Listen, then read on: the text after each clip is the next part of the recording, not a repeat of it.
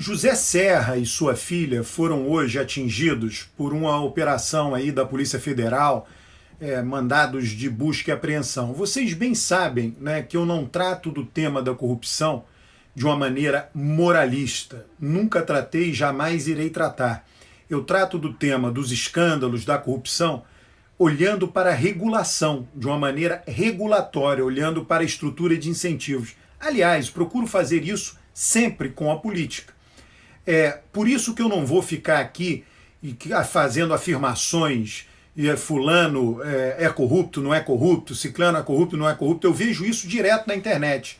As pessoas de direita, né, se aproveitaram dos escândalos de corrupção e atacaram o PT, atacaram Lula. Hoje você vê, né, na internet as pessoas de esquerda atacando PSDB, atacando Serra, por conta do que está acontecendo com Serra. O meu ponto não é este.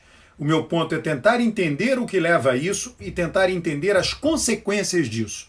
Eu quero agora, neste vídeo, é o que eu venho trazer para você, tentar entender ou tentar projetar para o futuro as consequências destes mandados que envolvem o nome do senador José Serra para a política brasileira. Eu acho que isso é importante de nós refletirmos aqui. Eu não sei se José Serra, isso não importa, repito, é sempre importante, não importa para a minha análise o que José Serra e sua filha fizeram com recursos públicos. Isso pode importar para o cidadão de um modo geral, isso pode e deve importar para a justiça brasileira, mas eu, como analista político, não estou preocupado com a figura de José Serra com sua filha. Da mesma maneira, sempre que analisei o escândalo do Mensalão e da Lava Jato, sempre disse a mesma coisa acerca de Lula e do PT. Bom, o que nós temos aí? Antes de ir adiante, inscreva-se no canal, curta o vídeo, comente os vídeos. O que aconteceu na última eleição presidencial em 2018? É assim que a gente tem que entender o que está acontecendo hoje. O que aconteceu em 2018 foi o eleitorado que era do PSDB foi transplantado para Bolsonaro. O PT foi a principal vítima do escândalo da Lava Jato, né, principalmente a partir de 2013, 2014, no próprio ano da eleição presidencial e nos anos subsequentes, né, tanto com Dilma como presidente, quanto depois de que Dilma foi afastada da presidência da República. Então isso daí atingiu muito o PT, mas surpreendentemente para muitos, o PT conseguiu ir para o segundo turno e o menos atingido desses escândalos, o PSDB, não foi para o segundo turno. E Bolsonaro pegou todo o eleitorado, foi um transplante. O eleitorado do PSDB foi transplantado para Bolsonaro em 2018. O mesmo eleitorado que tinha votado no PSDB em 2006, 10 e 14. Isso está no meu livro, O Voto do Brasileiro. Adquira o livro. O que muita gente no PSDB diz até hoje? Qual a interpretação deste resultado para muita gente no PSDB? Eles dizem o seguinte: olha, o que fulminou as chances do PSDB foi o envolvimento de Aécio, lá o grampo lá daquele Joesley Day, né, o escândalo de Joesley. Diz que os tucanos, né, eles falam isso nos jornais, eles dizem, olha, não fosse aquilo, talvez o PSDB tivesse ido para o segundo turno. Então, o PT não foi vitimado, não foi bloqueado de ir para o segundo turno por conta de um escândalo imenso, mas o PSDB foi por conta teria sido por conta de um episódio pontual. Mas não é só um episódio pontual. Quem eram os ocupantes do poder no período que antecedeu o Bolsonaro? O PSDB tinha governado com Fernando Henrique, era o principal partido de oposição ao PT, PMDB, apoiando todos os governos, e PT. E foram os três que mais sofreram na eleição de 2018. O PT também sofreu.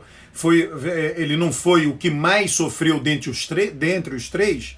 Talvez tenha sido o PMDB e PSDB, enfim, pela redução do tamanho da bancada na Câmara, pela quantidade de governadores, pelas votações nacionais, certamente foram MDB e PSDB. E o PT sofreu menos, mas sofreu.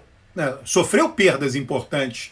Perdeu bancada no Senado. Então, a perda do PT foi real em 2018. Agora, os escândalos de corrupção atingem todo o sistema e, neste caso específico de José Serra e de sua filha, atingem o PSDB.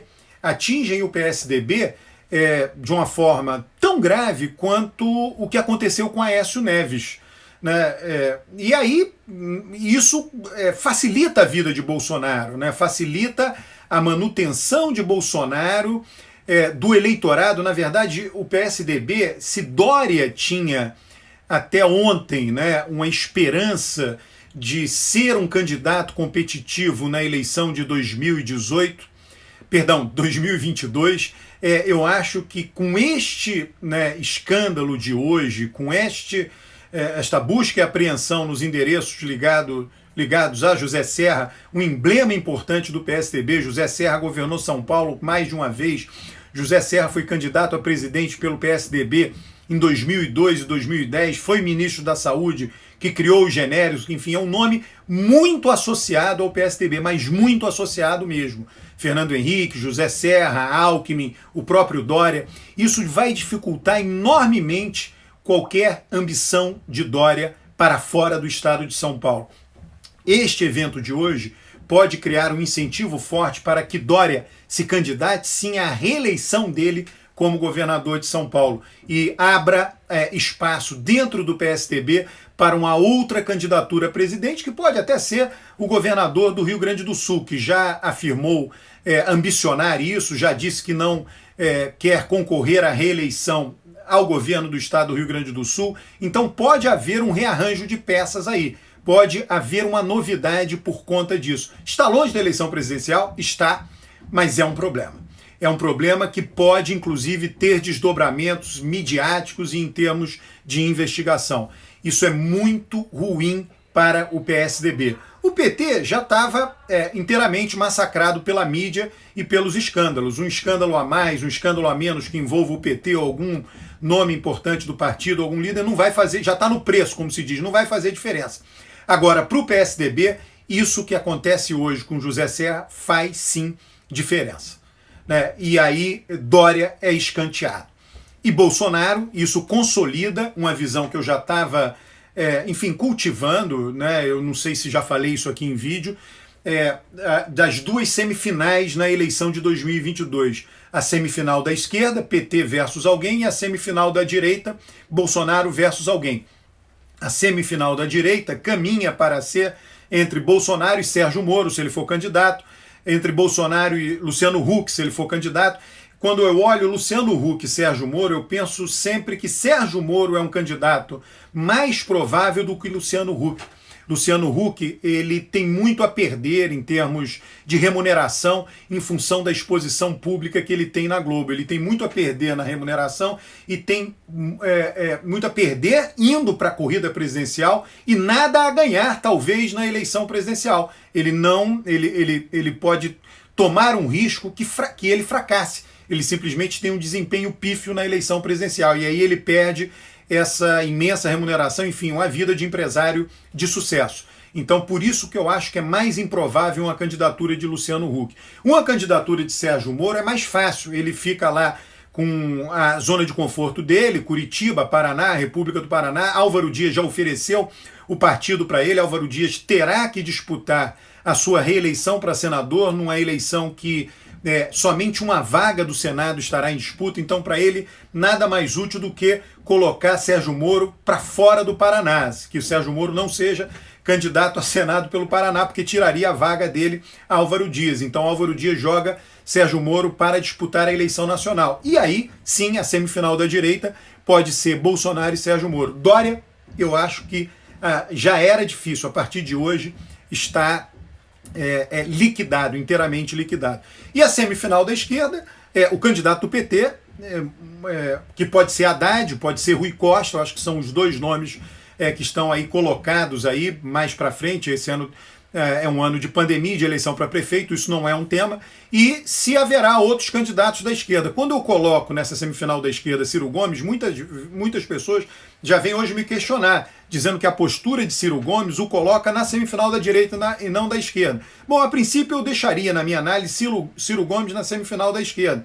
E Flávio Dino, talvez, não sei se será candidato, Flávio Dino, ele pode ter um problema semelhante a Luciano Huck. Flávio Dino, se disputar o Senado pelo Maranhão, tem praticamente a eleição assegurada. Então ele trocaria uma vaga de senador praticamente certa por uma disputa presidencial muito incerta, né, em que pese o fato de ele estar se colocando. Não é uma atitude que políticos costumeiramente tomem. Políticos são figuras conservadoras, são figuras muito prudentes, então eu não sei se Flávio Dino, por conta dessa configuração, de fato seria candidato a presidente. Ficam aí essas reflexões.